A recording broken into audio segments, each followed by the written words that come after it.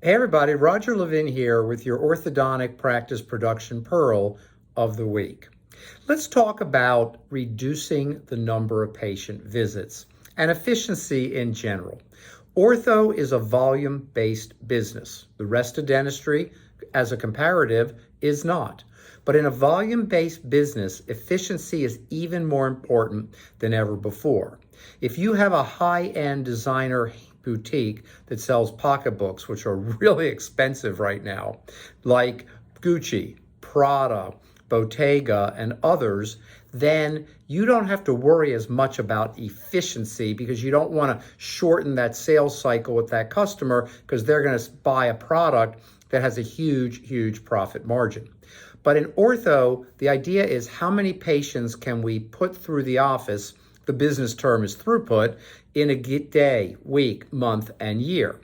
And I don't want to rush your patients. You may be thinking I'm going in the wrong direction. I am all about 5-star customer service. I think it's critical. I've written a book on it. Customer service is one of my favorite topics. But what you can do is rethink how you operate.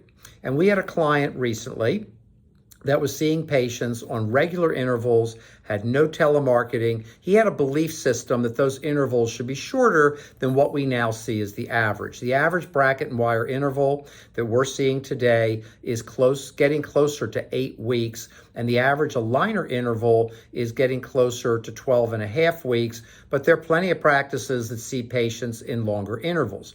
The fewer patients you have to see, and here's my message, the more efficient you will be. If you want to maximize efficiency without fixing your office, which you should, then one way to do it is have fewer patients coming in.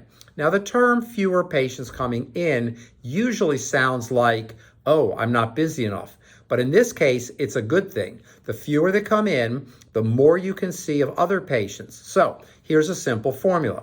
Great referral marketing in 5 areas to increase referrals. Why? Because you're going to be able to see more patients.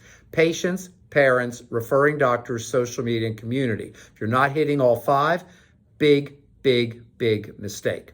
Number 2, reduce the number of visits. So we showed this doctor what other clients were doing, that he was here with these shorter intervals, others were here. I'm not an orthodontist. I'm a general dentist. I've been the CEO of Levin Group for now 39 years. I can tell people what I see in ortho. I've never done it. So it's always great when you can see that other people are doing something differently, and if you respect them, then you can consider doing it differently as well. So we increased his intervals quite a bit, and then we also said what appointments never need to come in, like maybe retainer checks that you can do virtually. So we have established much more time for this doctor to see patients, and as referral marketing kicks in, not to mention management systems, he will be able to do more than ever before.